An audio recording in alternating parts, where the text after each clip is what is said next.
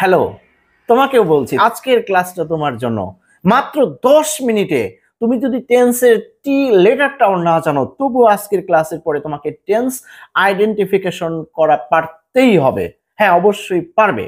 তো চলো কথা না বাড়িয়ে আমরা একটু আলোচনা করি টেন্স বিষয়ে।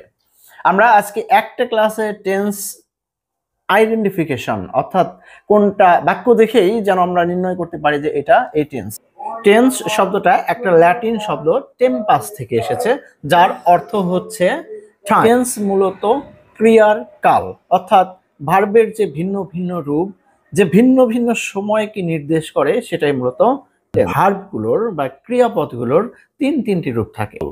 তো আমরা খুবই পরিচিত কিছু ভার্ব বা ক্রিয়াপদের তিনটা ফর্ম সম্পর্কে একটু জানবো। যদি এটা সম্পর্কে ন্যূনতম ধারণা না থাকে তাহলে তুমি অবশ্যই কি করতে পারবে না, টেস্ট নির্ণয় করতে পারবে না। দেখো, গো গো মানে হলো যাওয়া, এটি হলো ভার্বের প্রেজেন্ট ফর্ম, এটার past form went, past participle গন।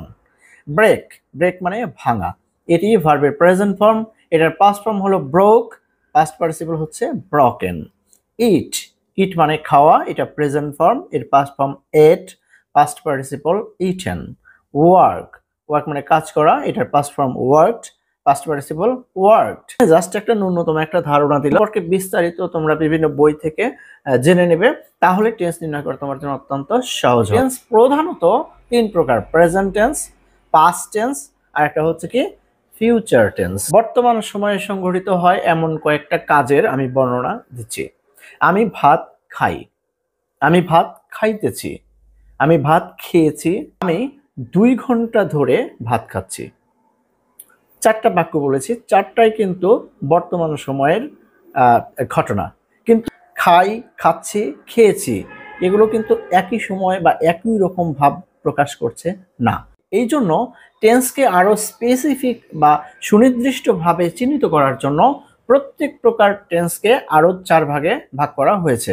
যথা দেখো, প্রেজেন্ট টেন্সকে 4 ভাগে ভাগ করা হয়েছে: প্রেজেন্ট সিম্পল বা present indefinite, present continuous, present perfect, present perfect continuous.